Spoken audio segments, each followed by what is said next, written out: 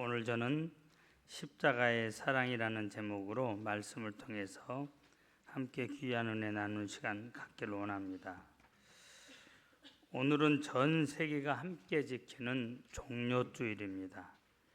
영광스러운 왕이신 예수님의 입성을 온 세계가 함께 나누는 즐거운 주일이기도 합니다. 이날은 예수님이 공생의 3년을 마치시고 그동안 수없이 반복하여 말씀하셨던 최후의 죽음을 맞이하기 위해서 예루살렘 성에 입성하신 날입니다. 예수님은 죽음을 5일 남겨놓으시고 예루살렘 성에 입성하셨는데 이때 제자들과 군중들이 종려나무 가지를 꺾어 흔들며 주님을 환영했습니다. 그래서 이날을 종료주일이라고 이렇게 부르게 되었습니다. 사람들은 종료주일날 예수님이 크게 환영을 받으셨기 때문에 우리 주님께서 매우 기뻐하신 날이라고 생각을 합니다. 그러나 전혀 그렇지 않습니다. 왜냐하면 바로 이날부터 고난주간이 시작되기 때문입니다. 고난주간은 오늘부터 시작해서 십자가에 달리셨던 금요일을 지나 무덤에 계셨던 토요일까지를 말합니다. 예수님의 전 생애가 그랬지만 특별히 이 기간은 예수님이 하나님으로서의 자존심을 다 버리시고 가장 낮아지시는 데까지 겸손하셨던 기간이었습니다. 그렇게 이 고난주간은 주님을 구주로 고백하며 살고 있는 우리들에게는 매우 특별한 기간이요. 특별히 고난주간의 이 절정인 금요일은 잊을래야 잊을 수 없는 각별한 날입니다. 우리가 매일같이 말하고 찬양하고 기독교의 상징으로 되어 있는 십자가가 바로 이날 등장을 합니다. 그런데 본문에 보면 예수님께서 예루살렘 성으로 입성하시는 어설픈 모습이 오늘 보는 이로 하여금 웃음을 자아내게 합니다. 그 당시 기독권층에 의해 하찮게 여김받는 분이 임금 노릇하신다고 새끼 나귀를 타고 예루살렘으로 올라가는 모습을 한번 여러분 상상해 보시길 바랍니다.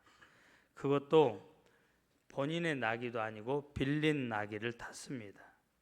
그 당시 로마 가이사의 세력이 천하를 주름잡고 있었고 예루살렘 종교계가 물론 썩긴 했지만 당시 정치, 경제, 종교, 문화의 모든 영역에 막강한 영향력을 행사하고 있던 때입니다. 그런데 그런 시대에 남루한 옷 그대로 입으시고 겨우 새끼 나귀를 타시고 내가 왕이다 하시면서 입성하시는 모습을 상상해 보면 웃음이 저절로 나옵니다. 만일 우리가 그때 그 옆에 있었다면 저도 여러분들도 아마 한참 웃었을 것이다 생각이 되어집니다. 심지어 그 모습을 본 사람들은 왕 꼴 참 좋다. 저런 사람이 왕이면 나는 황제다. 이렇게 조롱했을지도 모릅니다. 그동안 주님께서는 내 살을 먹으라, 내 피를 마시라, 보혜사 성령이 오신다 등등 제자들이 듣기에 도저히 이해할 수 없는 말씀을 많이 하셨습니다. 그런데 오늘 이 장면도 그래요. 지금이야 예수님이 구세주라고 하는 사실이 다 드러났으니까 믿긴 하지만 만일 우리가 그때 있었다면 초라한 예수님을 보면 여러분 그 초라한 예수님을 누가 메시아로 또 하나님의 아들로 인정을 하겠습니까? 아마 인정할 사람이 없을 겁니다. 정말로 예수님의 입성을 왕의 입성으로 인정할 만한 사람들이 그 당시 그 모습을 봤다면 아마 없었을 것이다 그런 생각을 합니다. 그러나 예수님은 누가 인정을 하든 안 하든 예루살렘 성에 입성을 하셨습니다. 주님은 십자가의 고난을 감당하시기 위해서 예루살렘 성에 입성하셨다는 것입니다. 왜 주님이 십자가의 고통을 당하셨을까?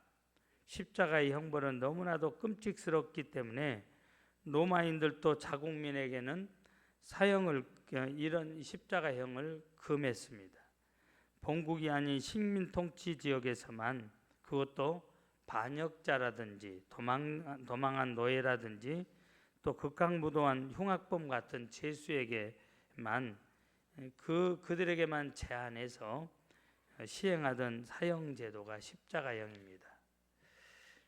재판장이 십자가형 이렇게 선고하면 군인들이 우르르 달려들어서 먼저 옷을 벗기고 통포를 입힙니다. 그리고는 끌어내서 십자가를 지우고 사형장으로 끌고 갑니다. 예수님의 경우를 예로 들어본다면 죄의 패를 든 군인이 앞장서고 십자가를 진 죄인이 그 뒤를 따라갑니다. 학자들의 연구에 의하면 십자가의 무게가 250kg 정도 된다고 그래요. 여러분 그냥 이해가 안 된다면 쌀 한 가마니가 80kg니까 세 가마니하고 플러스 10kg 하는 무게입니다. 여러분 성지를 가보신 분들은 아시지만 예루살렘 성에서 형장인 이 골고다 언덕까지 거리는 그렇게 멀지 않아요. 빌라도의 법정에서 골고다 언덕까지 가는 그 길이 거리상으로는 멀지 않은데 구불구불하게 되어 있고, 또 250kg을 지고 그것도 밑에서 채찍에 맞으셨죠. 40에 하나 감한 매를 맞으시고 그 몸으로 그 십자가를 끌고 그 거리를 간다고 하는 것은 한 걸음 한 걸음이 천근 만근이었다, 그렇게 생각이 되어집니다. 그래서 그 길을 여러분 괴로운 길, 고통의 길, 비아 돌로로사라는 단어를 씁니다. 고통의 길이라는 뜻입니다. 일부러 꼬불꼬불한 길로 돌아가게 했다. 그래서 죄인에게 고통을 더하게 했다는 그런 이야기도 있습니다. 언덕이 형장에 이르면 십자가를 땅에 뉘어놓고 그 가운데 사람을 눕힙니다. 그리고 장정 여러 사람이 짓누르고 손에 대형 쇠못을 박습니다. 큰 못을 박습니다. 그리고 발을 포개어서 마찬가지입니다. 대형 쇠못을 박습니다. 못 박을 때 뼈가 으스러지며 간통하는 그 고통은 가히 상상할 수 없는 고통이라고 그럽니다. 그 다음에 채찍질이 가해집니다. 9가닥의 쇠가죽 끝에는 쇠 조각과 뼈 조각이 맞물려 있어서 한번 후려칠 때마다 살점이 패어 튀겨 나갑니다. 거의 죽을 만큼 내려치는데 그래야 십자가 위에서 빨리 죽기 때문이라고 그래요. 이 채찍질이 얼마나 혹독한지 십자가가 세워지기 전에 웬만한 사람은 다 죽는다고 그럽니다. 그러다가 겨우 살아있어서 십자가가 세워지기라도 하면 몸무게로 인해서 손과 발의 못자국은 점점 커지게 되고, 그리고 그 사이로 피가 나오다 못해 이제는 물까지 쏟아져 나옵니다. 더구나 유대 지방의 장렬하는 사막의 태양은 그야말로 글자 그대로 불덩어리입니다. 목이 타고 혀가 오그라집니다. 출혈로 인한 고열과 경련, 특별히 혈압 저하에서 오는 무서운 이 두통은 정말 견디기 힘들다고 그럽니다. 만약에 목숨이라도 즐겨서 밤이라도 지새게 되면 추위가 상처를 도려내기 시작하고 굶주린 모기떼들은 달려들어서 피를 빨아먹기 시작하고 까마귀는 위에서 깍깍대고 죄수들은 그렇게 해서 십자가형에 처해진 죄수들은 그냥 미쳐버린다고 그래요. 그래서 으악 소리를 지르면서 에마디 비명과 함께 숨을 거둔다고 하는 게 십자가형입니다. 예수님이 바로 이 형벌을 받으신 겁니다. 여러분 우리가 패션 오브 크라이스트라고 하는 영화를 보신 분들 상당히 많죠. 십자가의 고난이라는 제목입니다. 이거는 유대인들을 전도하기 위해서 그 유대인들의 언어로 히브리어로 그들이 사용하는 일상 언어로 원래는 영화를 찍었습니다. 당신들이 못 박은 그가 바로 메시아 구원자라고 하는 것을 그들에게 그 영화를 통해서 알리기 위해서 만든 영화. 여러분 거기에 보면 멜 깁슨이라고 하는 배우가 나오죠. 인간이 만든 영화 중에서 가장 처절하게 만든 고통스럽게 예수님에 대한 그 영화 중에서 가장 연출을 잘한 연극을 잘한 영화로 그렇게 패션 오브 크라이스트 이 영화를 꼽습니다. 근데 여러분 거기서 멜 깁슨이 막 고통스러워하는데 사실 여러분 그거는 쇼잖아요. 진짜 사람을 그렇게 해버리면 살아남지 못하죠. 배우가 연기를 얼마나 잘해내는지 우리가 그걸 보면서도 감정이입이 되잖아요. 근데 여러분 예수님은 쇼하신 게 아니에요. 실질적으로 그 고난을 당하셨습니다. 여러분 아시죠? 십자가는 지금 우리 교회 강단에 지금 제 뒤 왼쪽 편이죠. 여러분 오른쪽이고 십자가가 보일 겁니다. 저거는 사람이 매끄럽게 만들어 놓은 것이지만 그 당시 십자가는 아름다운 것 아니에요. 여러분 찬양할 만한 것도 아닙니다. 교회 지붕마다 강대상마다 내걸 만한 특별한 그런 의미가 있는 것도 아니었어요. 그 당시까지는. 지금이야 십자가로 목걸이도 만들고 귀걸이도 만들고 혹자는 집안의 장식품으로 사용하고 있지만 이 십자가는 여러분 그 당시에는 사형도구 중에 하나였습니다. 그것도 가장 끔찍하고 무시무시한 형틀이었다고 하는 거예요. 그래서 로마 식민지 사람들은 그 잔인함과 끔찍함을 직접 보고 들었기 때문에 십자가라는 이름만 들어도 치를 떨었다고 그래요. 그리고 두려워했다고 그럽니다. 오늘 본문에는 예수님이 십자가에 달리셨던 모습을 간단 명료하게 서술하고 있지만 이때의 장면은 여러분 너무나도 처절한 장면이었습니다. 빌라도의 법정에서 골고다 언덕까지 아까 말씀드렸습니다. 그리 먼 거리는 아니었지만 그러나 예수님이 십자가를 지고 가시기에는 너무너무 먼 거리였습니다. 평탄한 길도 아니고 더군다나 그 길은 꾸불꾸불하고 언덕길입니다.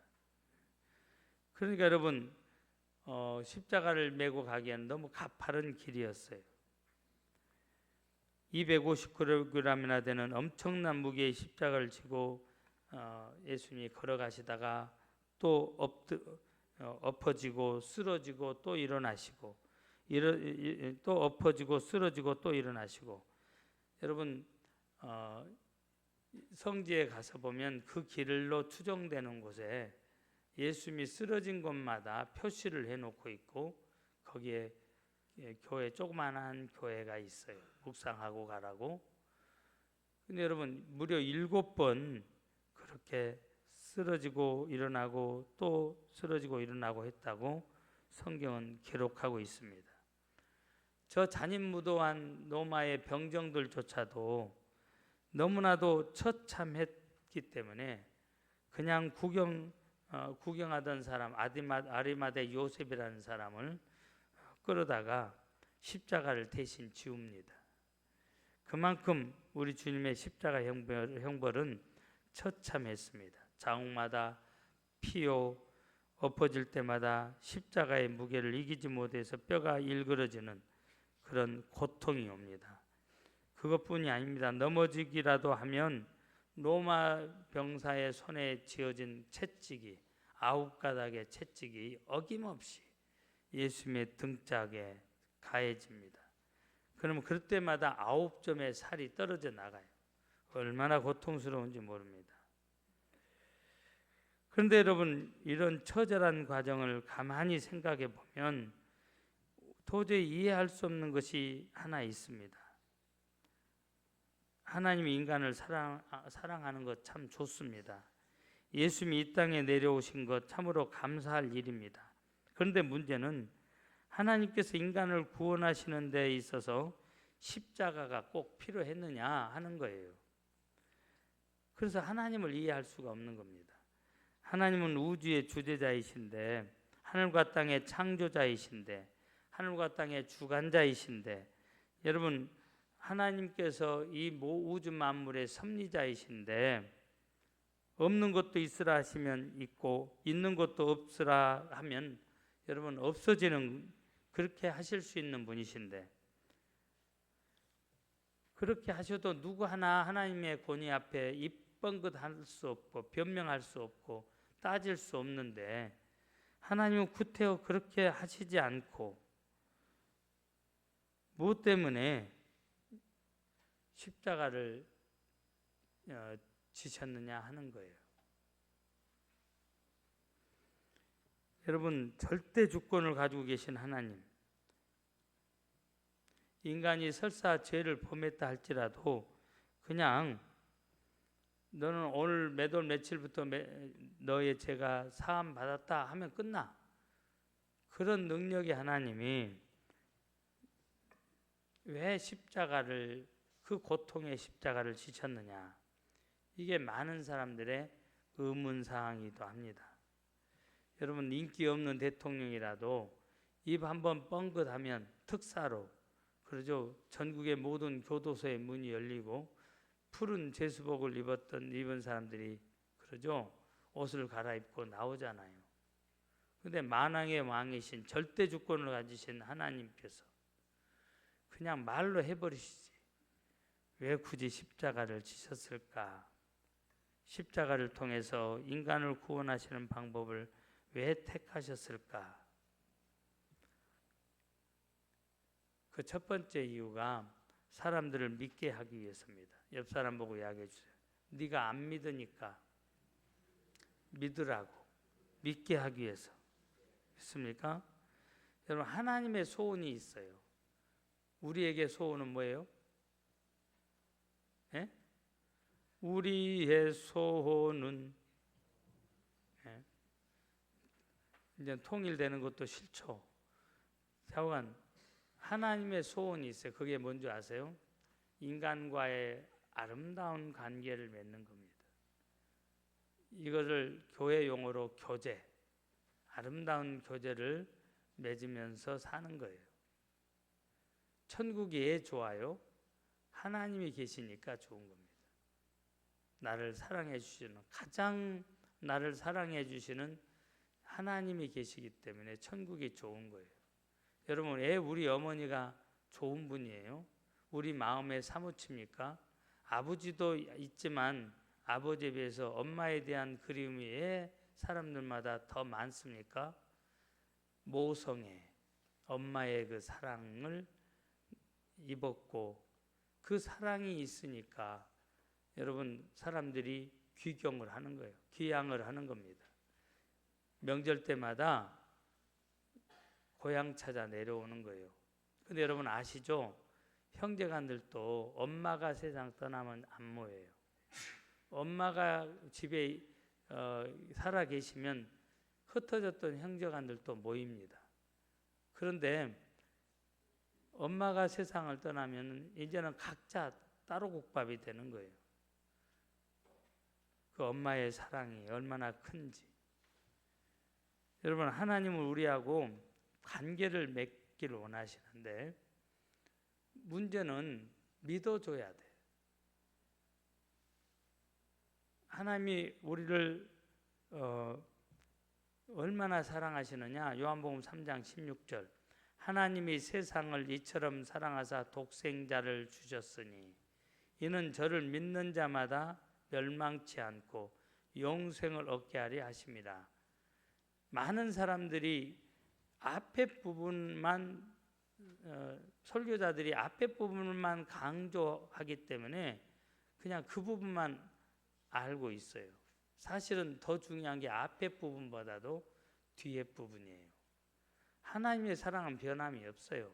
하나님이 세상을, 저와 여러분을 이처럼 사랑하사 독생자를 주셔서 이건 변함이 없어. 사랑하시기 때문에. 문제는 우리 편에서 내가 이 사실을 믿어야 돼. 이는 저를 믿는 자마다 영생을 얻는다. 영원한 생명이란 게 뭐예요? 하나님과 영원히 함께하는 생명, 하나님과 교제하며 살 수 있는 생명을 얻는다는 거예요. 그러니까 여러분 그 중간에 있는 믿음이라고 하는 단어가 엄청 중요한 겁니다. 믿어야 돼. 아내와 남편이 아내를 믿어야 되고 남편이 아내를 믿어야 바른 관계가 이루어집니다. 여러분 믿지 않은 남편, 믿을 수 없는 남편과 바른 관계 맺을 수 있어요? 믿을 수 없는 아내와 바른 관계 맺을 수 있나요? 여러분이 저를 못 믿고 내가 여러분을 못 믿는다면 여러분 바른 관계는 요원할 뿐이에요. 바른 관계 맺을 수가 없습니다. 믿어줘야 되는 겁니다.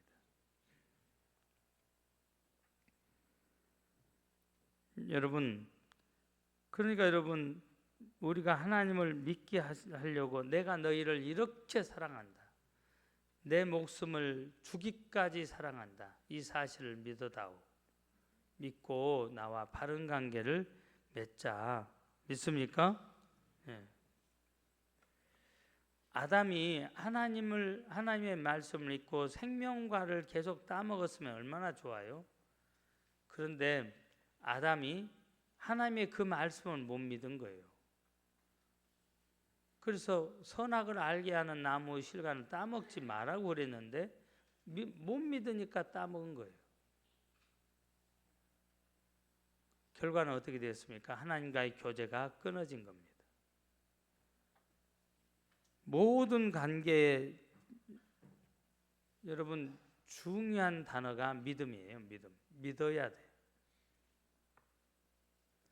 오늘 하나님이 극단적인 방법을 선택하신 것은 우리로 말로 하면 잊어버리니까 내가 너희를 이렇게 사랑한다. 잊어버릴 수 없도록 우리로 체험케, 감정적으로 체험케 하도록 또 우리 안에 뼛속 깊숙이 들어오도록 십자가라고 하는 인간의 사용 도구 중에 가장 극강무도한 그 도구로 그 십자가형, 그 도구인 십자가형에 십자가형을 당하셨다고 하는 이 사실을 믿으시길 바랍니다.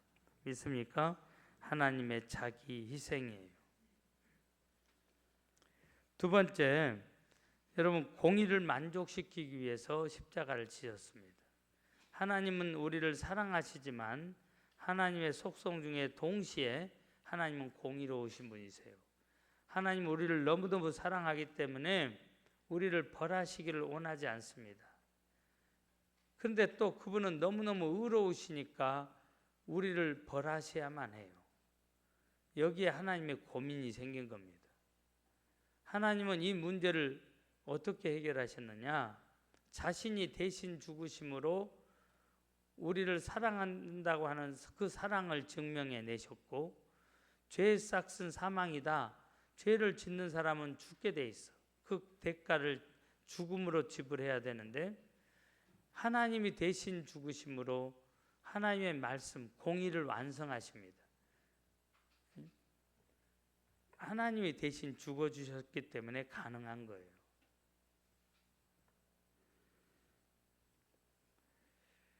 사랑하는 여러분,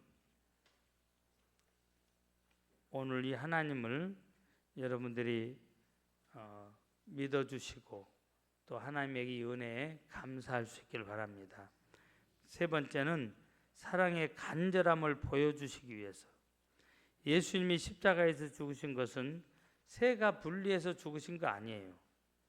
12영도 더 되는 천군 천사들이 중무장하고 대기하고 있었습니다. 그게 마태복음 26장에 나와 너는 내가 내 아버지께 구하여 지금 12군단 더 되는 천사를 보내시게 할 수 없는 줄로 아느냐? 무슨 말이에요? 명령만 내리시면 일시에 오늘 예수님을 못 박는 저 무리들을 여러분 다 진멸할 수도 있었습니다. 그러나 묵묵히 로마 병정들의 포승을 받은 까닭이 무엇입니까? 묵묵히 빌라도의 법정에서 재판을 받으신 까닭이 무엇입니까? 묵묵히 그 더러운 사람들의 손에 뺨을 맞으신 까닭이 무엇입니까? 여러분, 묵묵히 침뱉음을 당한 까닭이 무엇입니까? 십자가에 살이 찢겨지고 피가 쏟아져 희생의 제물이 되어서 여러분 묵묵히 감수하신 까닭이 무엇입니까? 저 십자가에 달려야만 우리의 죄값이 청산되고, 그래야만 우리가 하나님과의 관계를 바로 맺을 수 있고, 이 방법만이 우리를 사랑하는 증거가 되기 때문에 묵묵히 십자가의 형벌을 기꺼이 받으셨다고 하는 것입니다.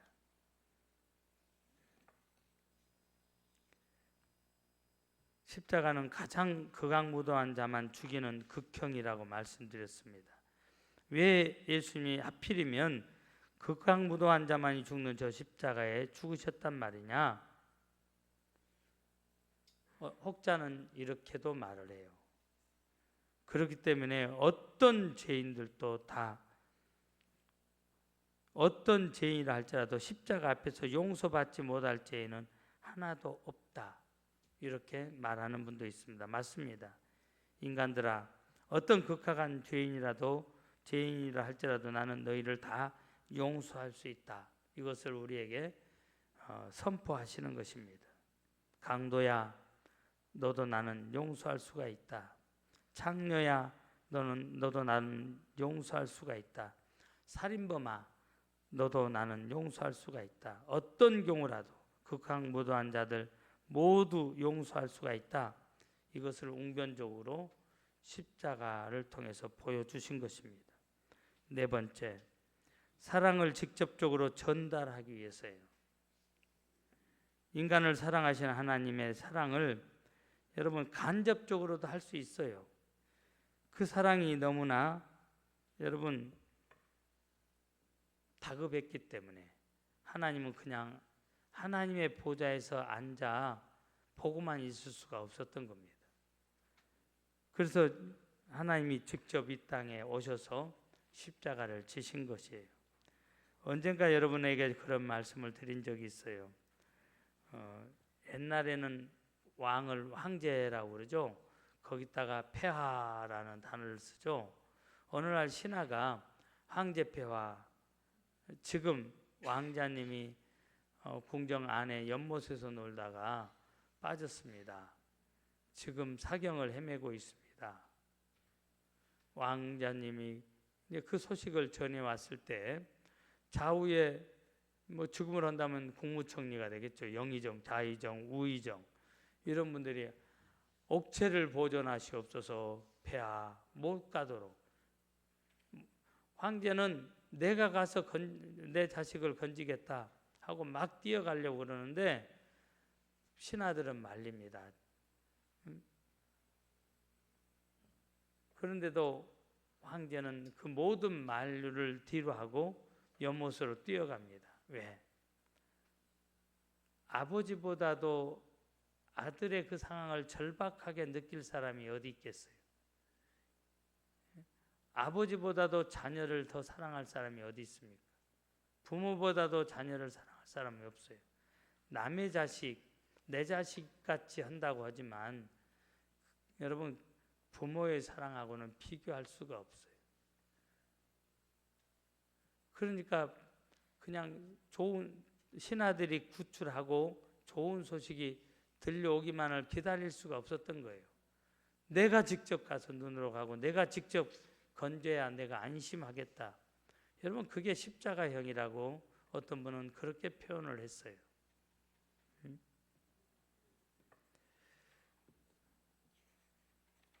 하늘의 높고 높은 보좌를 버리시고 낮고 천한 곳에 오신 주님, 우리를 너무너무 사랑하시기 때문에 그 사랑을 직접 전달하기 위해서 오셨습니다. 사랑하는 성도 여러분, 주님이 십자가에서 이와 같이 육신의 고통을 당하셨는데 혹자는 주님이 그렇게 십자가에서 두 손에 못이 박히고 발에 못이 박히고 옆구리에 창자국이 그러죠, 창에 찔리고 채찍으로 맞고 머리에 가시관을 쓰시고 한 것을 자기 나름대로 묵상하면서 이렇게 풀어냈어요. 어떻게? 왜 주님의 손이 못 박혔느냐? 우리의 손이 죄와 손잡았기 때문에. 왜 주님의 발이 못 박혔느냐? 우리의 발이 죄를 쫓아갔기 때문에. 왜 주님의 입이 그렇게 오그라들었느냐? 우리의 입이 죄를 말하고 죄를 자랑했기 때문에. 왜 주님의 머리에 가시관이 씌워졌느냐? 우리의 머리가 죄를 생각하고 계획하고 경영했기 때문에. 왜 주님의 가슴이 창에 찔려야만 했느냐? 우리의 가슴으로 죄를 사모하고 즐겼기 때문에. 이렇게 우리가 당해야 될 고통을 주님께서 대신 그렇게 당하셨다, 이렇게 말하는 혹자가 있습니다. 여러분, 예수님은 육체만 그런 고통을 당한 게 아니에요. 십자가에서 혼의 고통도 당하셨고 영의 고통도 당하셨습니다. 오직했으면 엘리 엘리 라마 사박다니, 하나님을 향해서 나의 하나님 어찌하여 나를 버리셨나이까 피 맺힌 절규를 하십니다.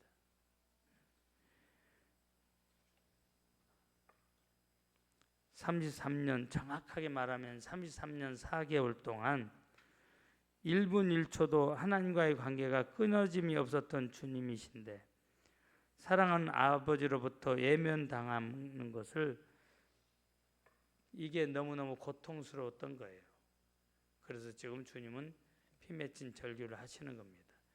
이게 이제 오늘부터 시작해서 예수님이 5일간, 아니 토요일까지 하면, 무덤 속에 있는 기간까지 하면 6일, 이런 고난을 저와 여러분 때문에 당하셨다고 하는 거. 그래서 우리는 매년 이 사순절기를 정하고, 그리고 교회력에 의해서 고난주간을 보내고 있는 것입니다.